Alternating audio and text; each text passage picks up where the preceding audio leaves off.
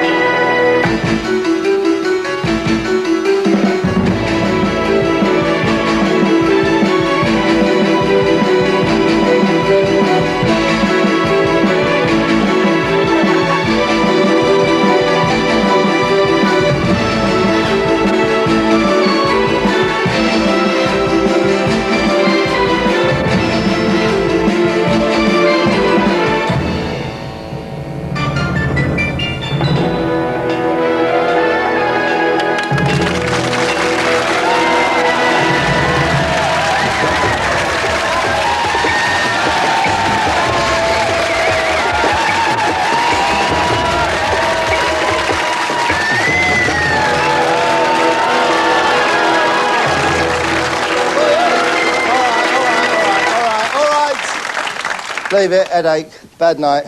I'll tell you where I went last night, right? You know, I go out with my showbiz friends. You know Tom York out of Radiohead? You must know Tom York out of Radiohead. Only like the biggest pop star in the entire Western world. I went out of him, right? I'll tell you why. He phoned me up. He's in the right state. He's just broken up with his girlfriend. He used to go out with Raquel out of Coronation Street, the one who dumped Curly and went to live in Malaysia. He used to go out with her and they was going to get married, but she wanted to keep her own name, like a lot of actresses do, and have a double-barrelled name. And then she called the wedding off because she realised she'd be Sarah Lancashire York, which is pretty ridiculous. And then he gone out, you know Sheryl Crow, big pop singer? Kind of very attractive in a kind of camel sort of way. Every day is a... He went out with her and she had exactly the same problem. She called it off because she thought, I'll wind up being called Cheryl, your crow. And then, how ugly is that? Oh, here you go. This is a bit of gossip that'll probably be coming out. It will be coming out soon, so I might as well show it to you now. This is me. I've joined Prodigy. What happens is he runs around going, I'm a fire starter, I'm a fire starter, and I go behind with a big bucket of sand. Like that. Because, you know, it can be dangerous, this. And also, anyone want some aftershave? Because I'll tell you why, because I ain't going to wear this stuff no more. Because what it is when you put this on, I found that I would just walk into a bar, restaurant, Wimpy, somewhere like that, and just go up to a woman and go, hi, how you doing? Do you want to come home and sleep with me? I couldn't do any, I'd try and, like, chat it, but it was just all, and basically, so I've stopped using it now. Because it's, there you go. Obvious, very, very ugly thing to wear. What have we got? Oh, do you like the new place, by the way? Do you like it? Yeah. I'll tell you why I'm here, actually, because they said to me, right, I said, I'm Steed, I'm John Steed, and they go, no, we got this other old bloke now, he's going to be John Steed, and we want you to be Gambit. And I thought, bollocks. I'm not going to get my hair all curly and wind up on a coffee advert doing that, so I had it, and I've come home. I've come home with the ump, like that. What have we got? Oh, here, look. Oh, ructions. Don't talk to me about ructions, you've got no idea. What about this? Scylla come round my house, right? She come round and I said, Scylla, you want to borrow a chocolate? And I gave her a chocolate bar, wouldn't eat it, right? I had to give her that, right? Seriously, that's all she will eat, Star Bar. So Brucey come round and I said to Brucey, do you want some pineapple chunks, right? And he said, oh, no, I don't want normal pineapple. And I said, well, do you want star pineapple chunks? And he said, no, Scylla's the star. I want to, look, this is what I have to buy for him, look. Wonder Star. They're bloody ridiculous. Oh, this shouldn't be here either. Look, I bought this, I walked out the shop without paying for it, look. I'll get in trouble for that. No, seriously. So, I'll tell you what I've done, right? I've had this thing fitted in my wall. It's called a dumb waiter, all right? Basically, what it is, there's a little bloke down there in a dicky bow who can't speak, right? And I'll keep him in the wall. No, it's fantastic, look. Right, say for instance, right? Say for instance you got this, right? What you got there is some sort of commando, some sort of freedom fighter engaged in a fight with a big army. There he is. Obviously a rebel, some coming out of the jungle. And here, look, some perfectly ordinary lemon. See? There you go. What you do is you put it in here. Look. Ready?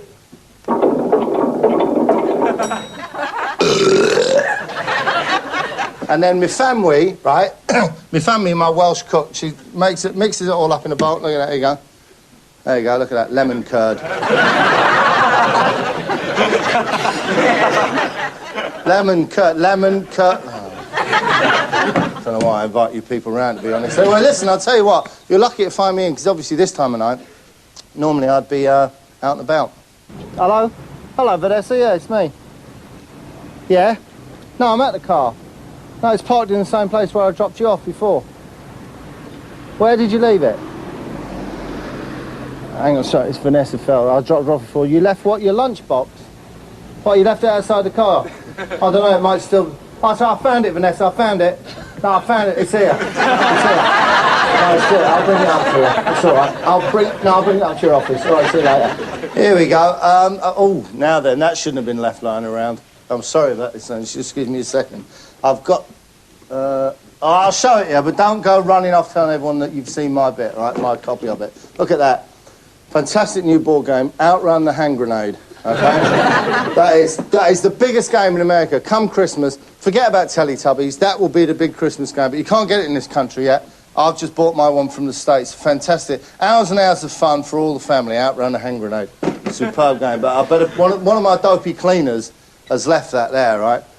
I know who it is. It's the baby one. It's all right when Ginger does it. That one always makes a mess for it. Right, I'll tell you what we got, right? So what do you know about me? You know I make all these fantastic programmes. And here's one I made. It's about a very, very good friend of mine in Canada. It's in the United States of America, Canadian border. And fantastic tale to tell. He once met a grizzly bear, the North American bear, which is the most dangerous animal in the world, right? Apart from a lion. Or a tiger or a snake or one of them Australian spiders that bite you. But nevertheless, it's a pretty frightening animal, right? And this is his story about meeting it. I'm standing here like this, and I'm watching this thing coming at me, just streamlined. Now, his ears are pinned back, and the fur's in real tight. He's coming real fast, low to the ground.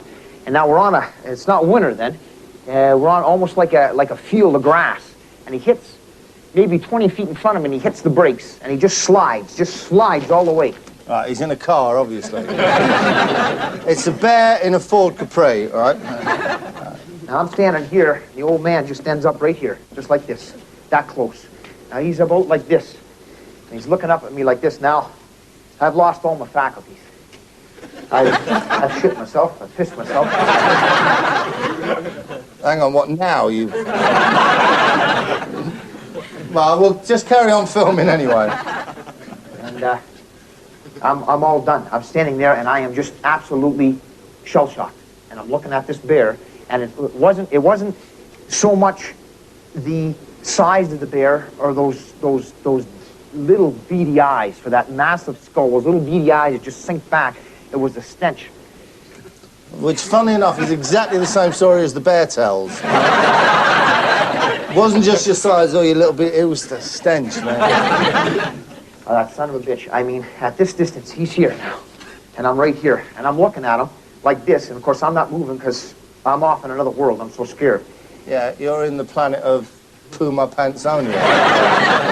Anyway, come on, let him carry on, tell his story. And we're playing this game back and forth of looking, and I'm waiting in my mind for something to happen, someone to make the first move. Well, he makes the first move. He comes in with his snout, and just like a horse. I'll tell you the great thing about his bloke. He's telling this story, right, about the bear coming and hitting into him, but he's more than just he's the greatest storyteller because he lives it. He acts it out in the way that I do. Have a look at it. Like a horse bucking you, like this. He snaps me in the chest, everything he's got. So now I fly back. There we go. That's fantastic. So I get back up like this. Because when I'm laying there, and I'm looking at this old man, all the theories of all the experts are coming through my mind now. I haven't read nothing on grizzly bears, but from what I've watched from TV, they say, play dead. Right. Very important point. For any of you people, if you're ever attacked by a grizzly bear, right, you could be walking home, I don't know, Finsbury Park, somewhere like that. Big grizzly bear comes out, play dead. Just lie down on the ground, have nothing to do with it at all. It will come, it will smooch around you, but don't make any noise, don't make any sound, don't do anything to aggravate the bear. He's a trained woodsman, so obviously that's what he would have done, I think. So what I do is I draw a blade half out of sheath, just like this. Now, Don't threaten a grizzly bear with a knife. Okay? he doesn't show whether he catches the infraction or not, but I knew damn well he caught it. So I'm looking at this bear, and he's looking at me, and no sound. He's not jaw popping, he ain't swinging his head, he's just looking at me, just like this. So I draw him, and I'm standing there.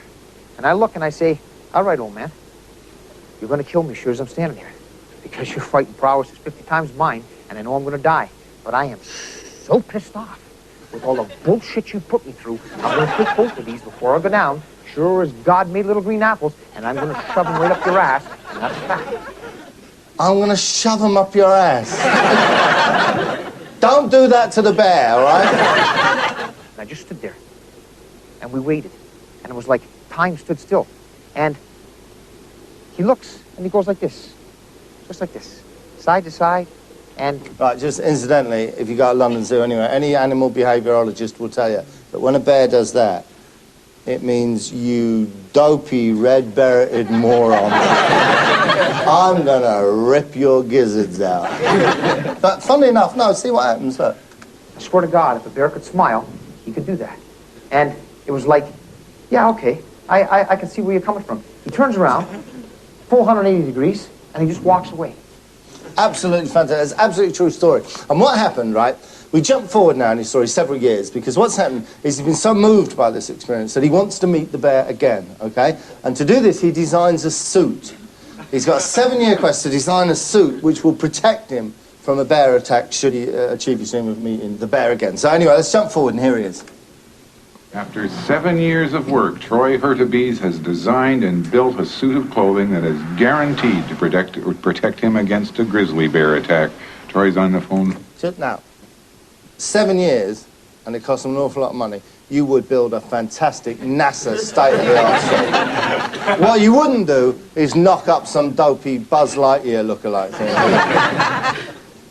From North Bay, Ontario. Hi, good morning. Good morning. How are you? Fine. This time you've done it, eh? Well, it's taken a while, but like I say, yeah, finally we got there. You've talked a couple of other times. Yes, we have a couple other times over the years. But this is the suit. Yeah, this is the suit. $100,000 later. $100,000. I don't know what your relationship's like, but if I was to arrive home and say to my, hey, look, $100,000, yeah, hello, goodbye. Absolute nonsense suit, but there it is. That's going to protect him from the grizzly bears, but obviously you've got to test it. You've got to put it through rigorous scientific testing. And hey, I mean rigorous scientific testing, all right? The log is going to bump me. Are you ready, Troy? I'm ready. Let's go.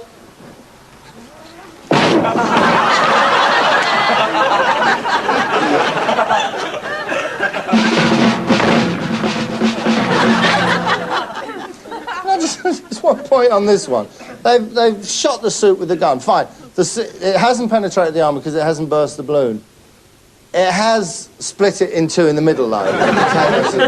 Anyway, let's carry on. Just one thing. I don't know if you're with me on this, but I'm noticing a basic design fault in this suit when it comes to tackling a grizzly. But let's carry on.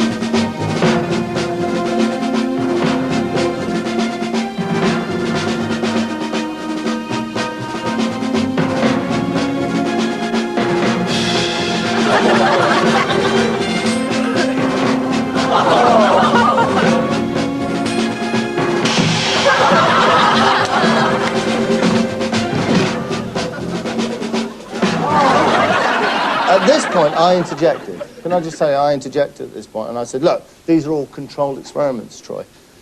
Why don't you get yourself into a situation when you're in real danger, okay? Danger that you can't control. So what he did, very bravely, is he went into a biker bar. Has anyone ever been in a biker bar? He went in a big biker bar, and he uttered the immortal phrase, bless him. Hey, which one of you camp faggots owns the Harley Davidson outside?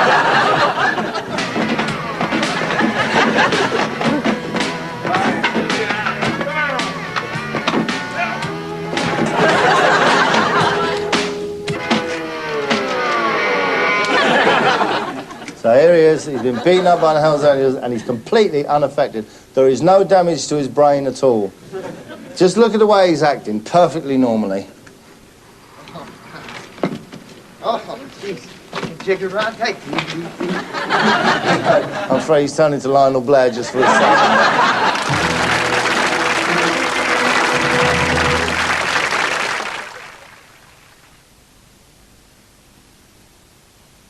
on shelf today, Surf Lemon Fresh. Fantastic whites with natural lemon. Smells as clean as it looks. And of course it carries the lever...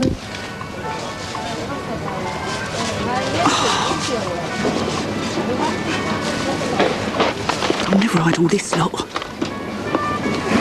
I saw you come in. Quick, there's no queue. I just need a... Introducing white whites with a hint of lemon. As your new manager, I envisage a radical alteration to our game. We will employ a continental sweeper system. The wing backs feeding two main strikers. Let's take a wee break, eh? Have a break. Have a Kit Kat. I like the old days, eh? Si, senor.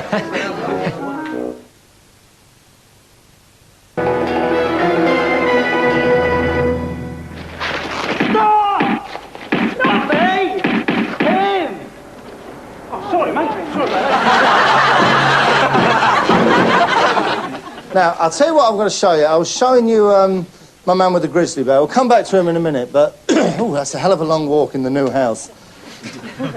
As you know, I spend a lot of my time with the police, both professionally and in my private life. And what I've got here, I went out with the police in America, and we've got them here searching a car. A car's been stopped, they've taken the occupants out, and they're searching the world's untidiest car. Wandering around the back of the complex tonight. I don't know if they're there at this time. That's lovely. 290 County, is there any dope dogs on the air?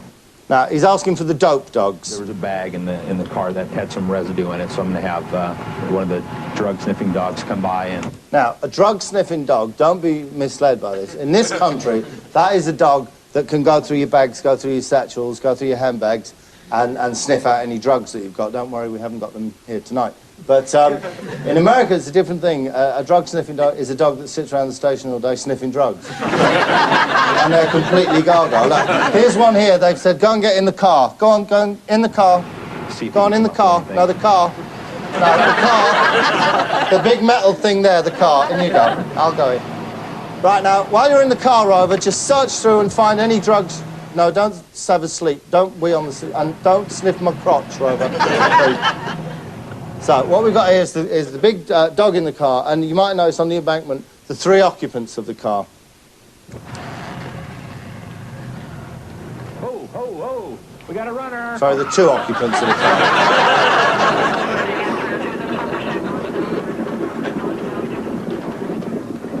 Right, so there's a little chase going on. You can decide any time to exercise these rights and not answer any questions or make any statements. You understand those rights? Did you even, for a second, consider the fact that there was a big German Shepherd that was walking around inside that car?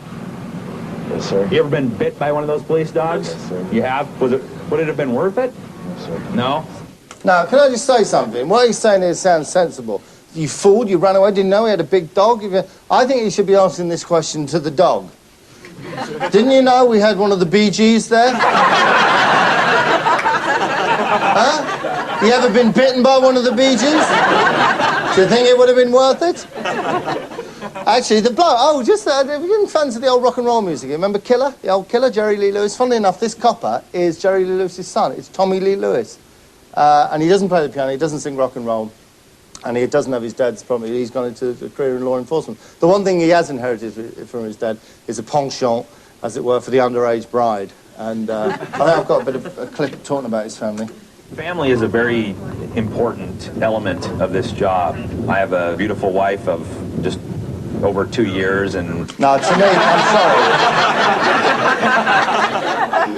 I'm a liberal man, but to me, that's too young. Do you know what I mean? I mean, for a start, she won't be able to cook.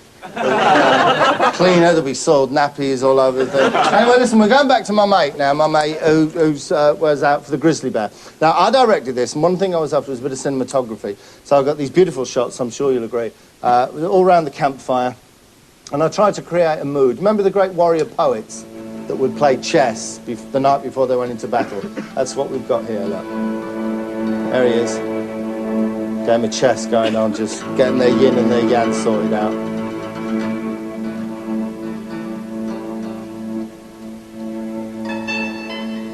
beautiful juxtaposition there of the knife and the chess. Absolutely marvellous. I'll tell you what it is, it's Brechtian.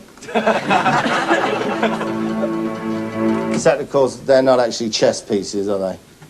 They're just bits of melted candle wax that they were pushing around on a board. But I remember saying to him at this point, do something tough. Do something, a real tough guy thing. Go on. Go on, Troy, do something. That's it. What are you going to do? Light your cigarette off a flaming log. Go on, Troy. No, just stop it now. You burnt all the tassels on your hat now, haven't you? But one thing I did ask them to do was, could you tell me some stories that, you know, that illustrate just what hard men you are, how you've looked at danger and gone, ha-ha, in the face of it? It's one of the reasons why I went to Vietnam, I suppose. Sorry, this man's telling a story about being in Vietnam, just incidentally, apropos of nothing, this is several years ago. He's now one of the leading toy manufacturers in the United States of America, multi-millionaire. Sorry. It was for the fun, travel, and adventure, and to get a feel for what it was like in combat. We were out on a mission that had a real quiet area of operation. Nothing happened, and we were getting fidgety and needed to fix, and so we played the game that we called Outrun the Hand Grenade.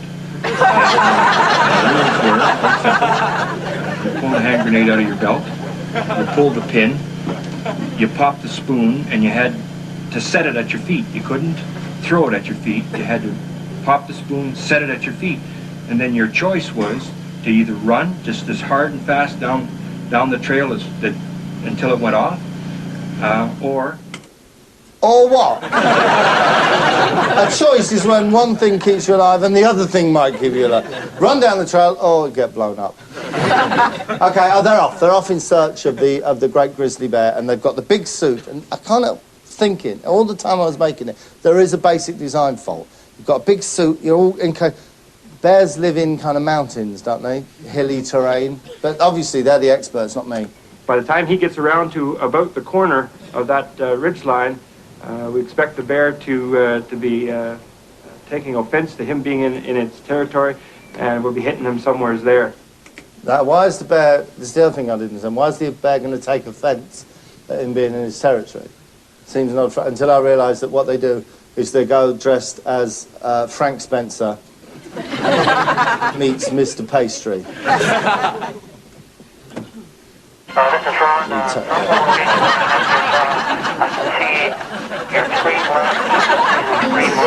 No, you would take offence. Anyway, come on.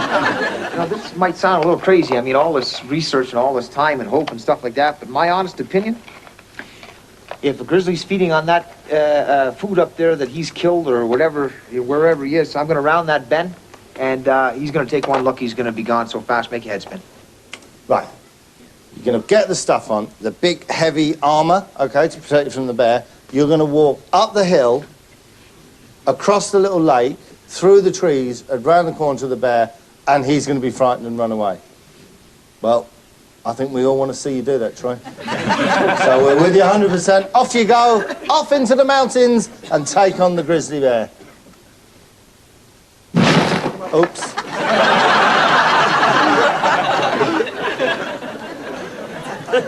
What if we carry you up to the grizzly bear there? So would that help at all?